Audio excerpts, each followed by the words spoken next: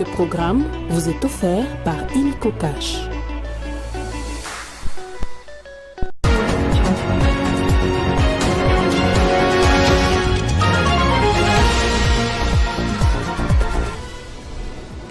Affaire forage d'eau, Nicolas Kazadi, Mouindo Nzangi, Guy Mikoulou et Jules Alinguete vont comparaître comme témoins le 2 décembre prochain. Cette audience permettra à la Cour de cassation de confronter leurs déclarations à celles de prévenus dans ces procès très médiatisés. Les poursuites judiciaires contre Donald Trump pour l'assaut du Capitole et rétention des documents classifiés ont été abandonnées après sa victoire à la présidentielle américaine.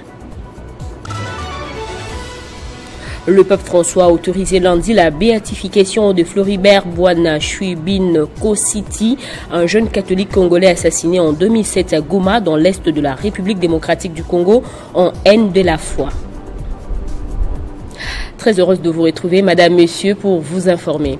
Que reste-t-il du processus de Luanda? La question reste pendante alors que les deux parties en conflit, à savoir la RDC et le Rwanda, ont repris les négociations dans la capitale angolaise, ce en vue de tenter de trouver un modus vivendi. Par ailleurs, l'envoyé spécial de Félix Tshisekedi, Mambu Sita Sumbu, lui a été reçu par Joao Lourenço. La rencontre entre le président angolais Joao Lourenço et le haut représentant du chef de l'État, Félix Antoine Tshisekedi, chargé de suivi de la feuille de route de Luanda et de l'économie régionale, a eu lieu au palais présidentiel. Mambu Sita Sumbu était porteur d'un message du président congolais à son homologue angolais, Joao Lourenço. L'envoyé spécial de Félix Antoine Tshisekedi n'a fait aucune déclaration au sortir de l'audience, mais d'après des sources dignes de foi, l'évolution du processus de Luanda a été largement évoquée entre les deux personnalités. Cet entretien est intervenu alors que les délégations ministérielles du Rwanda et de la République démocratique du Congo se réunissent depuis lundi à Luanda sous l'égide du gouvernement angolais. Ces pourparlers visent à renforcer la sécurité et la paix dans l'est de la RDC, une région toujours en proie à des conflits armés. Ces négociations interviennent 3 semaines après l'installation à Goma, dans le Nord Kivu, du mécanisme des vérifications ad hoc renforcé, un organe clé du processus de Luanda. Mais l'épine sous les pieds de deux parties reste sans nul doute les questions épineuses de la neutralisation des FDLR et du retrait des troupes rwandaises du sol congolais. Ces sujets qui divisent la RDC et le Rwanda sur la table des négociations constitue un véritable frein au processus de Luanda. La société civile ainsi que les experts en relations internationales appellent Kinshasa à revoir son approche diplomatique pour plus des résultats. Après s'être disculpé du détournement présumé des fonds alloués pour la réalisation de forages d'eau dans les milieux ruraux, l'ancien ministre des Finances Nicolas Kazadi est convoqué par la Cour de cassation le 2 décembre prochain afin de comparaître en qualité de témoin. Sur la liste des témoins figurent aussi d'autres personnalités comme Jules Alinguete de l'Inspection générale des finances, Guy Mikoulou et Mouindo Nzangi, respectivement ancien et actuel ministre du Développement rural. L'ancien ministre du Développement rural, François Roubota, et l'opérateur économique Mike Kassenga sont accusés des détournements présumés de 47 millions de dollars sur un total de 72 millions décaissés par le Trésor public dans le cadre d'un contrat signé en 2021 pour la réalisation de forages d'eau dans les villages à travers le pays. Le Palais du Peuple abrite de ce mardi 26 novembre la 4e édition de la Semaine congolaise du tourisme sous le thème Tourisme et paix. Durant cette campagne de 5 jours, le ministère du Tourisme veut restaurer cette fierté en utilisant les éléments de fierté comme la forêt, qui est les poumons écologiques de l'humanité, comme le majestueux fleuve Congo qui traverse les provinces, avec pour finalité de donner une image positive à la RDC perçue souvent négativement à cause de la guerre dans l'Est, a déclaré Didier Mbambia, ministre du Tourisme, au cours d'un briefing spécial co-animé avec Patrick Mouyaya, ministre de la Communication et Médias, autour du thème focus sur les réformes visant à débloquer les potentiels touristiques et à diversifier l'économie nationale. On l'écoute. Parce que pour explorer, il faut de l'espace. Explorer, ça sous-entend qu'il y a beaucoup à voir. La plupart des gens parlent dans certains pays de visiter. Une visite, elle peut être éclair, mais l'exploration, elle prend du temps.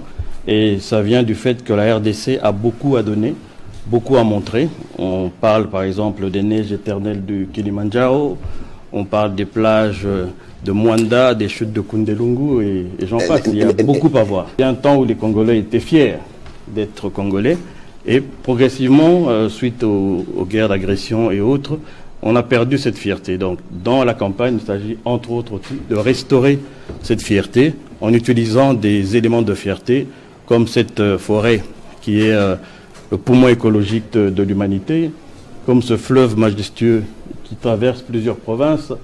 On parlait de Rwenzori tout à l'heure, on parlait aussi des volcans et du léopard, l'Okapi, tout ce qui peut faire la fierté d'être congolais et aussi la fierté d'être soi-même en utilisant le soft power, donc sa façon d'être, la musique qui est la rumba, nos masques, Mangbetu, Luba, Kuba. Il y a beaucoup de choses pour lesquelles nous pouvons être fiers. La première, justement, c'est cette marque RDC qu'on vient de présenter. RDC, cœur de l'Afrique. Pourquoi cœur de l'Afrique? Parce que quand le cœur s'arrête de battre, en fait, on meurt. Quand le cœur a des problèmes, le reste du corps est au ralenti. Et je suis intimement convaincu que la RDC est un poumon pour l'Afrique. Et je pense que François Hollande l'avait dit aussi en parlant de gâchette. Gâchette.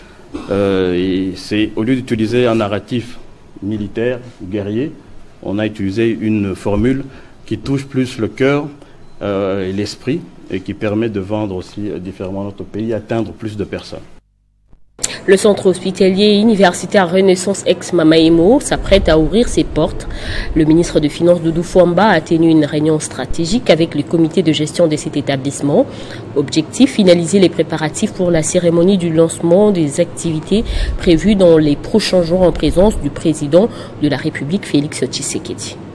À quelques jours du lancement officiel des activités du centre hospitalier universitaire Renaissance, anciennement connu sous le nom de Mamaemo, le ministre des Finances, Doudou Fwamba Likonde Libotaï, a voulu avoir des précisions et des détails sur le déroulement des événements. C'est ainsi qu'il a organisé une réunion d'évaluation afin de permettre d'examiner les derniers ajustements nécessaires. Le directeur général de l'hôpital Al-Kitenge a confirmé que tout était prêt. Le nouvel hôpital sera opérationnel incessamment. Avec le président du conseil d'administration et le comité de gestion, nous avons rencontré son Excellence Monsieur le ministre des Finances pour préparer le lancement effectif des services au niveau du CHU Renaissance.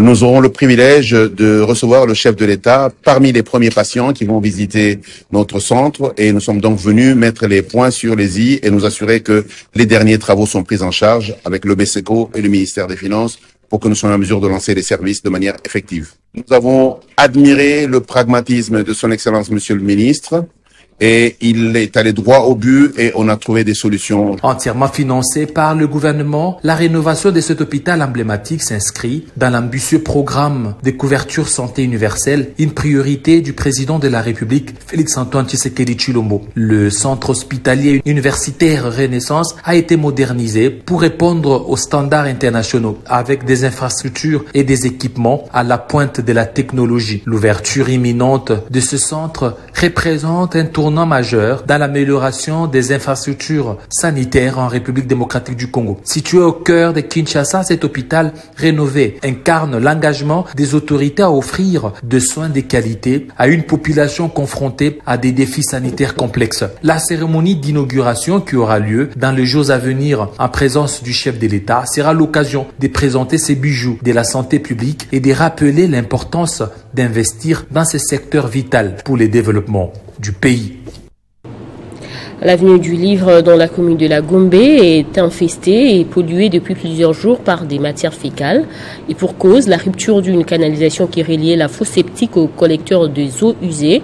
Alerté, le gouverneur s'est rendu personnellement sur le lieu pour faire le constat, un retour sur sa descente dans cet élément.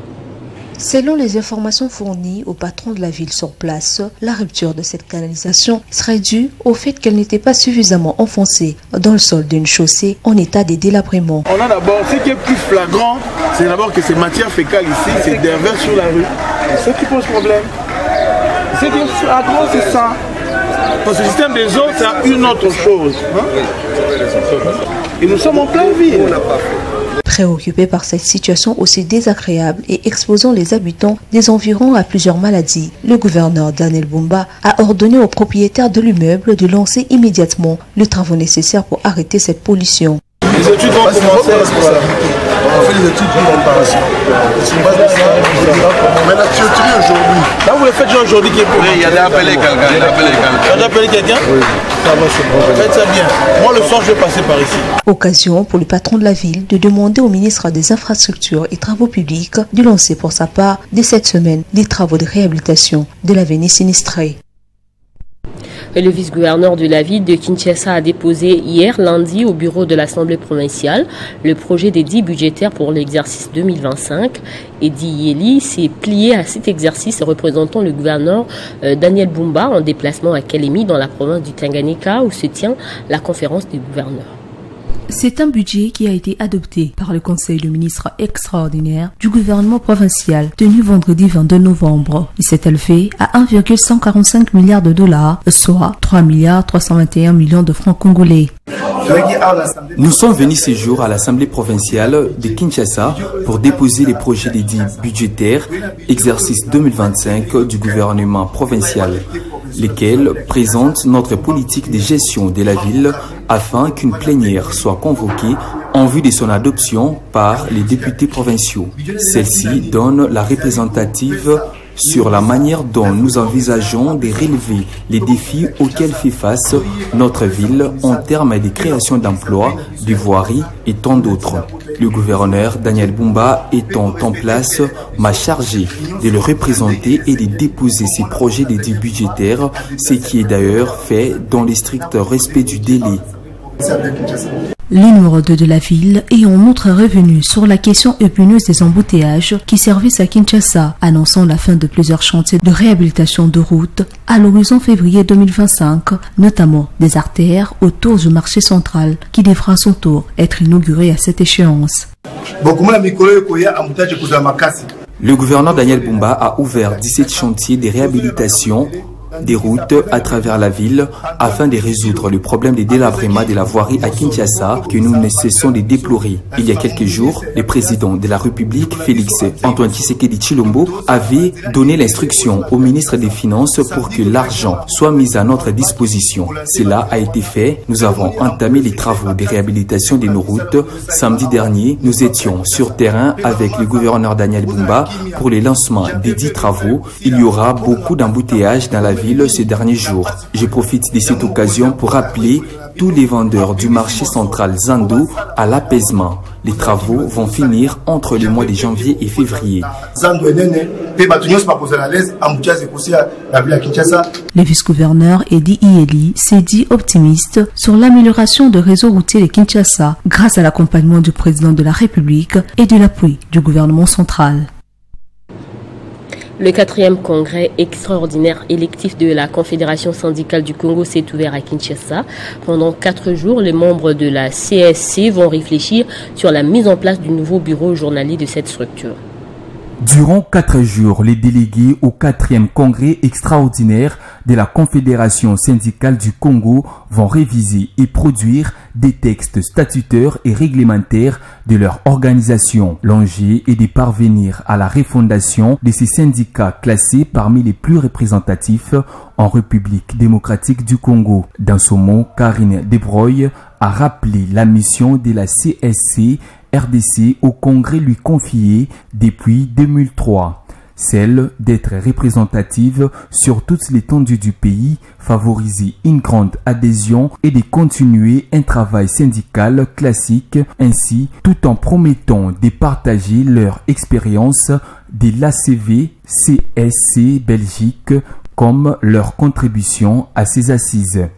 La CSC se veut de développer comme un syndicat qui compte, qui est représentatif et crédible et qui parle au nom d'un grand nombre de militants.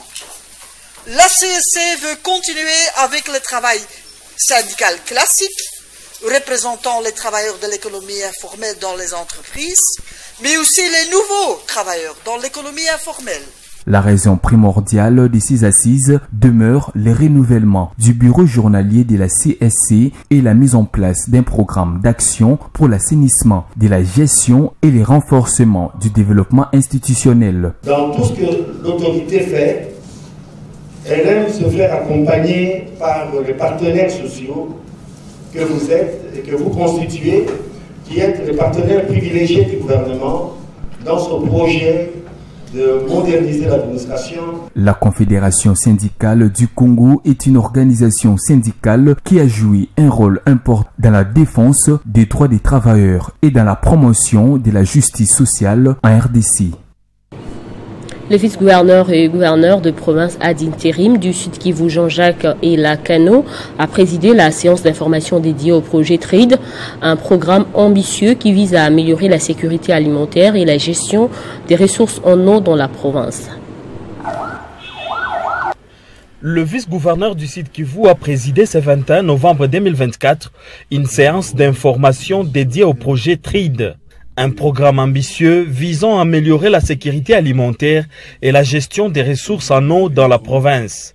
Cette initiative, soutenue par le Royaume des Pays-Bas, s'inscrit dans une dynamique de développement économique local et de consolidation de la paix.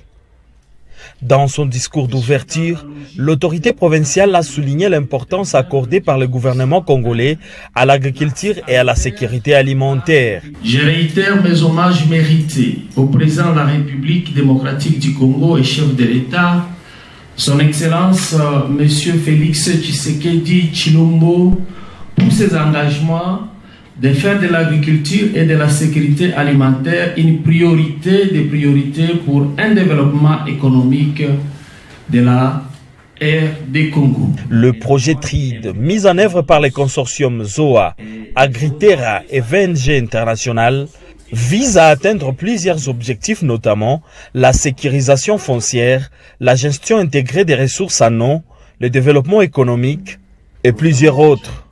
Une collaboration renforcée entre le gouvernement et les partenaires. S'agissant de la province du Sud Kivu, TRID s'implémente dans les chefferies de Bafuliro, dans le territoire d'Uvira et la chefferie de Buhavu en territoire de Calais, ainsi que le territoire d'Idjui qui a été ajouté à la suite de la situation sécuritaire dans la province du Nord Kivu.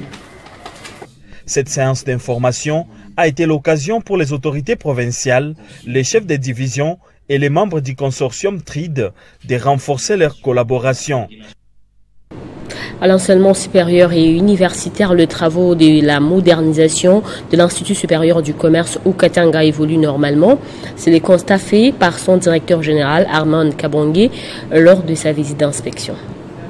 Depuis l'avènement du professeur ordinaire Armand Kabange Kitenge à la tête de l'ISC au Katanga, c'est la métamorphose totale qui se dessine sur les plans académiques, administratifs et scientifiques. En témoigne la visite vendredi 22 novembre dernier du laboratoire informatique moderne en construction dans un seul objectif d'offrir aux apprenants en sciences commerciales et administratives les techniques numérisées dans leurs disciplines respectives. 18 ans après l'existence, depuis la création de cette institution. Oui, avec la volonté, tout est possible et le directeur général de l'Institut supérieur du commerce de la province du Haut-Katanga, le professeur ordinaire Armand Kabange Kitenge, n'a pas hésité de les manifester par le fonds propre de l'ISC au Katanga en mettant en place ces chantiers du laboratoire des hautes factures, une première pour toutes les universités de la RDC.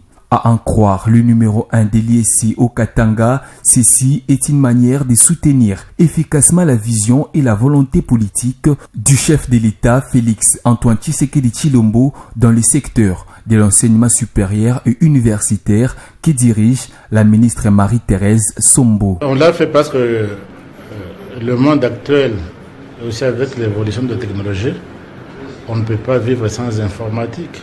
Notez également que pendant la récente visite du président de la République Félix Antoine Tshisekedi Tshilombo dans la province du Haut-Katanga, le directeur général de l'ISC, les professeurs ordinaires Armand Kabange Kitenge étaient également présents pour rendre ses vibrants hommages aux garants de la nation. à l'occasion de l'inauguration du nouveau bâtiment de l'Assemblée provinciale. Et puis aux États-Unis, Donald Trump a vu les poursuites judiciaires contre lui pour tentative illégale d'inverser les résultats de l'élection de 2020 être stoppées. Ainsi, en a décidé la justice américaine qui précise que c'est conformément à une politique adoptée il y a plus de 50 ans par le ministère de la Justice consistant à ne pas poursuivre un président en exercice.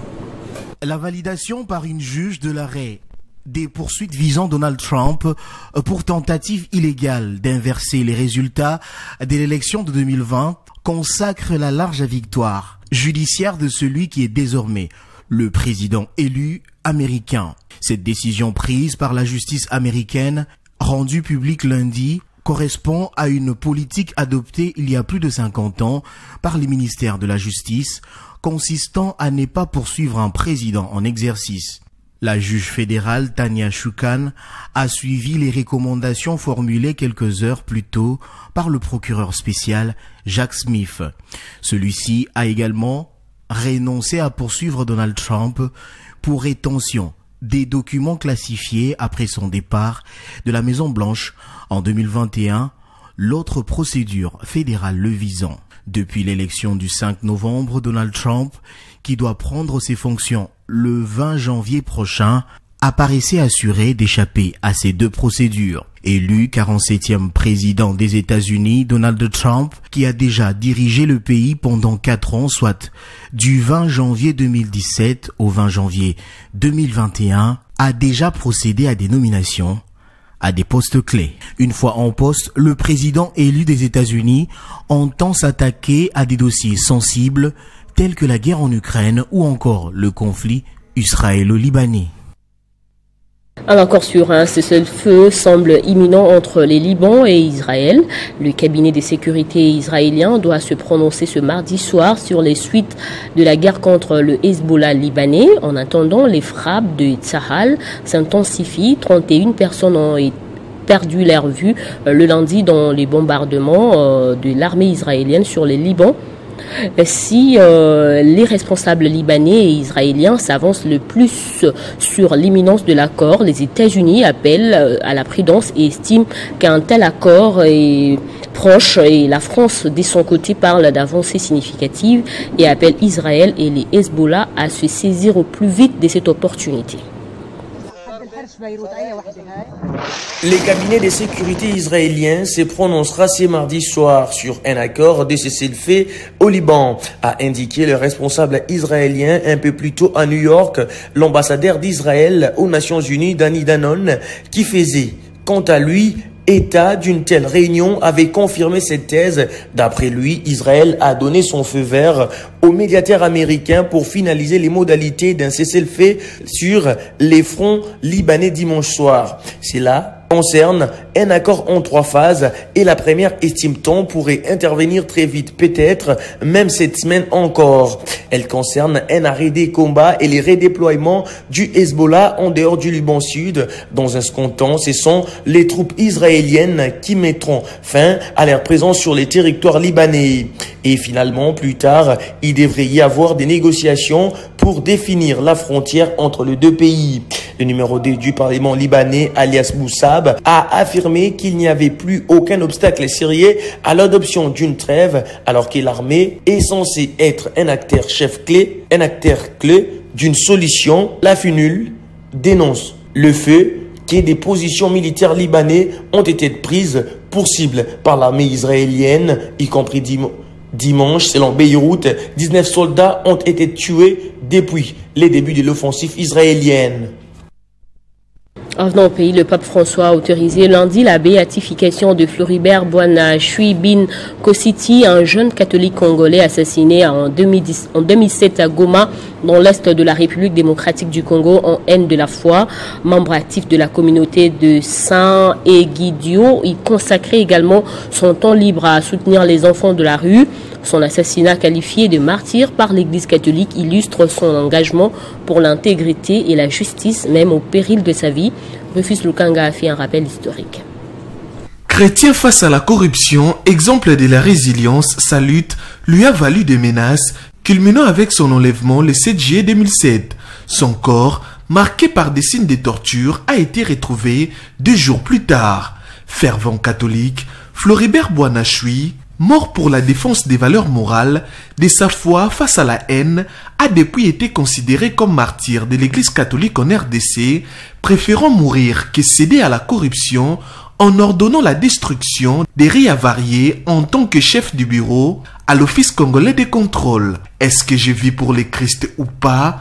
Mieux vaut mourir que d'accepter cet argent, répétait Floribert Boana, qui avait choisi d'être honnête, fidèle à sa foi et à ses principes, de dire non à la saleté, refusant l'entrée en RDC des denrées alimentaires avariées en provenance du Rwanda, des produits dangereux pour la santé publique. Les valeurs qui ont trouvé gain de cause au Vatican, plus de 14 ans après, le Saint-Père a autorisé lundi au dicaster pour la cause des saints de promulguer les décrets reconnaissant le martyr du serviteur de Dieu Floribert Boanachui Binko City. L'on s'en souviendra de la venue du pape à Kinshasa en février 2023 dernier, le pontife catholique, devant les jeunes et catéchistes au stade de martyr, avait honoré Floribert Boana dans son discours. Je disais, je me souviens du témoignage d'un jeune comme vous, Floribert Boanachui. Il a été tué il y a 15 ans à Goma, alors qu'il n'avait que 26 ans. Cette annonce est une belle nouvelle pour l'église Famille de Dieu en République démocratique du Congo, où les martyrologues de l'église du Congo s'agrandissent. Bientôt, le vénérable Floribert Boanachui viendra rejoindre les bienheureux Isidore Bakanja, Anouarit Nengampeta et Albert Joubert dans la liste des fils de la terre du Congo proposés comme modèle de l'église universelle. Ces 4 serviteurs de Dieu ont été tués en haine de la foi pour leur attachement au Christ, aux valeurs du royaume qui dignifient l'homme et rendent gloire à Dieu. Allons-en au rappel des titres. Affaire fourrage d'eau, Nicolas Kazadi, Mouindo Nzangi, Guy Mikoulou et Jules Alinguete vont comparaître comme témoins le 2 décembre prochain. Cette audience permettra à la Cour de cassation de confronter leurs déclarations à celles de prévenus dans ce procès très médiatisé. Les poursuites judiciaires contre Donald Trump pour l'assaut du Capitole et rétention des documents classifiés ont été abandonnées après sa victoire à la présidentielle américaine.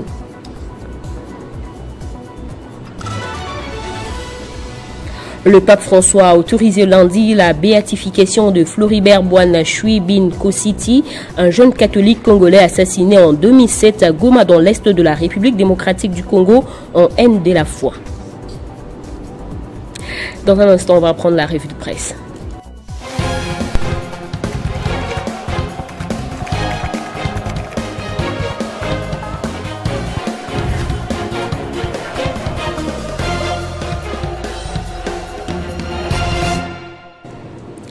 C'est avec Héritier Tambois que nous allons fêter le journal paru ce mardi. Bonjour Héritier. Merci beaucoup. Bonjour Médrine et salutations respectueuses à toutes ces personnes qui nous suivent de partout. Allez, on ouvre avec ce sujet changement constitutionnel. Samalou Kondé, mais Kamere Bati et Bemba sous pression. Eh bien, c'est un sujet et puis un titre à retrouver à la une du site d'information Média Congo qui commente disant que le chef de l'État, Félix Tshisekedi, peut désormais compter sur le soutien de la dynamique agissant et bâtissant dans son projet de réviser ou changer la constitution du pays. La plateforme du président du Sénat adhère totalement à cette initiative. Samalou Kondé devient cependant le 3e membre du Présidium Union Sacrée de la Nation à dire oui au changement ou à la révision de la Constitution. Les 2 premiers à avoir pris place à bord du bateau sont Augustin Kabouya et Christophe Mbosso. Les 3 autres, à savoir Bédrine, Vital Kamere, Modeste Bati Lukwebo, Jean-Pierre Bemba, ne se sont pas encore prononcés sur les sujets, mais la déclaration du regroupement politique de l'ancien Premier ministre, mais estime Média Congo sans doute pression à ces 3 personnalités. À ce même sujet, la prospérité.cd écrit de son côté en s'interrogeant Bédrine, révisitation de la Constitution, Bemba, Kamere, Bahati ont-ils été saisis officiellement par Félix Tshisekedi ou Augustin Kabouya? Ce média renseigne qu'au fait l'histoire de l'UDPS depuis 1980 90 et celle de la diabolisation de compagnons et des alliés de Tshisekedi, résumée aujourd'hui par la formule Tosa Obika. Et résumons que les sages nous préviennent tous indistinctement, l'orgueil précède la chute, conclut ces sites d'information. Et on finit avec ce sujet, conflit au Soudan. L'ONU déplore des violences sexuelles inacceptables. Oui, à en croire la tribune de Genève, TDG Védrine qui rapporte cette information. Port-Soudan est devenu la capitale de facto du Soudan depuis avril 2023, lorsque Khartoum a été plongé dans la guerre entre l'armée régulière et les paramilitaires des forces des soutiens rapides. Le site d'information TDG rapporte que lors d'un événement organisé dans une école de Port-Soudan pour marquer la journée internationale pour l'élimination de la violence à l'égard des femmes, Tom Fletcher, responsable de l'ONU, a déclaré que le monde doit faire mieux pour les femmes du Soudan qui sont exposées à des violences sexuelles systématiques. Les viols, y compris collectifs, sont généralisés au Soudan après 18 mois de guerre civile, selon un rapport d'enquête de l'ONU publié fin octobre qui cible notamment les paramilitaires des forces des soutiens rapides. Note de son côté France 24 qui mentionne à sa une Soudan, une ONG dénonce la plus grande crise humanitaire au monde. Ces médias renseignent que selon plusieurs enquêtes menées notamment grâce à des images satellites, tous les cimetières de la capitale sont pleins, des fosses communes ont été creusées et des corps enterrés à même les maisons, alors que la faim risque de tuer plus que la guerre bédrine. L'aide humanitaire reste sous-financée. Elle est distribuée au compte-gouttes. Les Soudanais se sentent abandonnés. Voilà qui met fin à notre revue de presse de ce mardi, Bédrine Kenge. Merci à vous, Erti Tamba, pour cette sélection. Je vous en prie. C'est également la fin de ce journal. Merci à vous tous de votre fidélité.